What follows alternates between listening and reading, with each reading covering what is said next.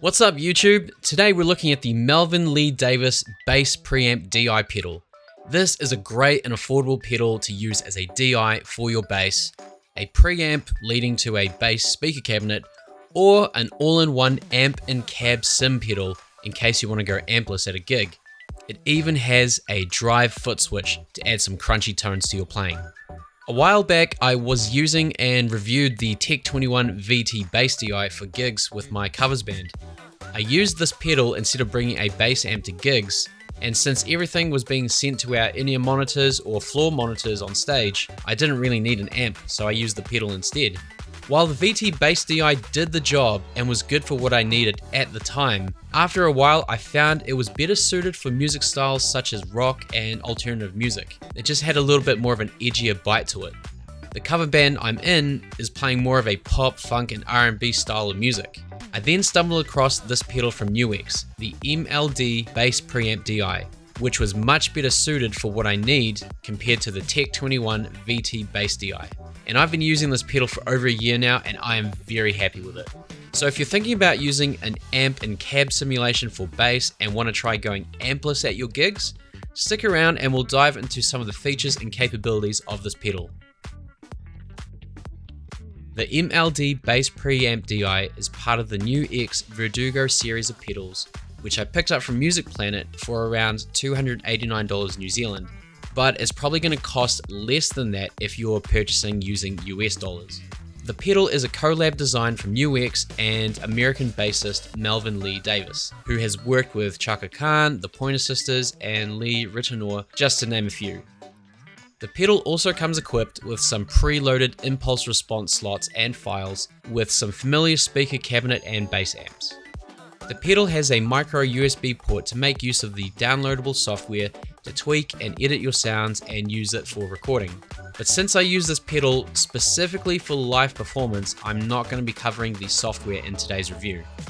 The pedal has a nice textured matte black finish over the entire housing, as well as a number of tone shaping knobs and switches and a variety of input and output routing options.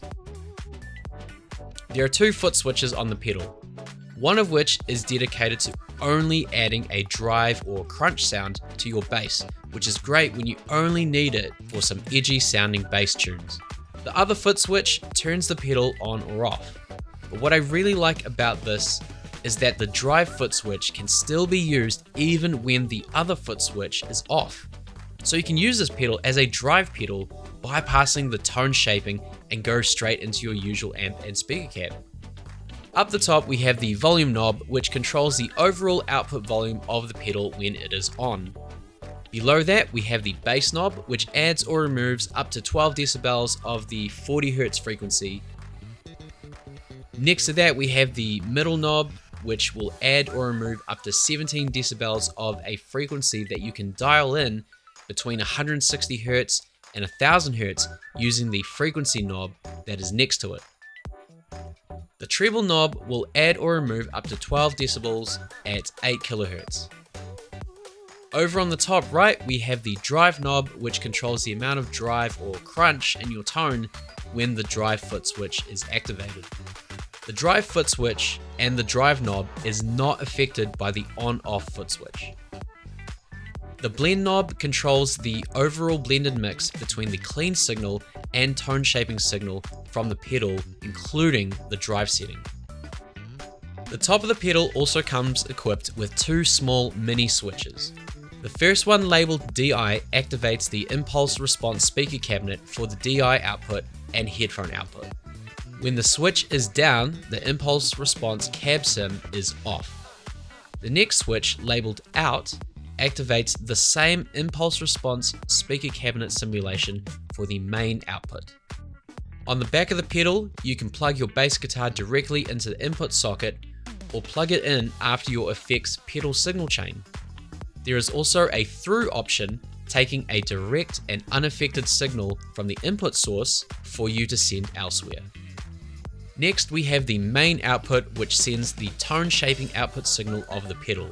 This main output works with the out mini switch on the top of the pedal to send either just the preamp signal or a preamp and speaker cabinet signal. On the back there are two more mini switches. The first one, in the pre position, will send the input signal directly to the DI output without any drive or tone shaping signal. When the switch is in the post position, the signal from the input source will be sent to the DI output with the drive and tone shaping process signal.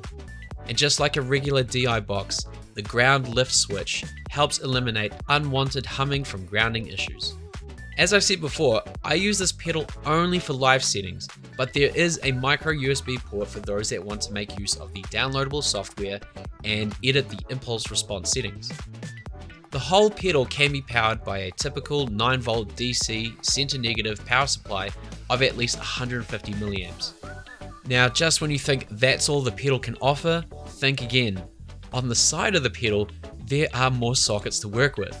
There is a DI output for XLR connectors. When you combine this with the main outputs and the through outputs, you can have up to 3 different signals simultaneously, and each one with a processed or unprocessed signal depending on your switch settings. NUX could have stopped there, but they also designed this pedal for practicing. That's right, you can plug in an external device such as a phone or a tablet into the auxiliary input to play back music, and you can hear it along with your bass and tone shaping signal from the headphone output. My overall thoughts, for the size and price point, this thing offers such great tone shaping capabilities and so many output options. The only thing to note is this pedal does not support 48V phantom power, which would have been fantastic if it could have in order to power itself, just like the Tech 21 VT Bass DI. But for everything else it offers, lacking phantom power capabilities is just a small thing I wish NUX could have implemented. Aside from that, there are multiple ways to use this pedal in a studio or live setting. I'm very happy with this pedal. In fact, I'm probably more happy with this pedal than the VT Bass DI. I use it both with or without an amp for live gigs, depending on the setup that I'm using at the time. And if you want to hear a few sound demos, you can check it out when I upload it in a separate video. Thanks for watching.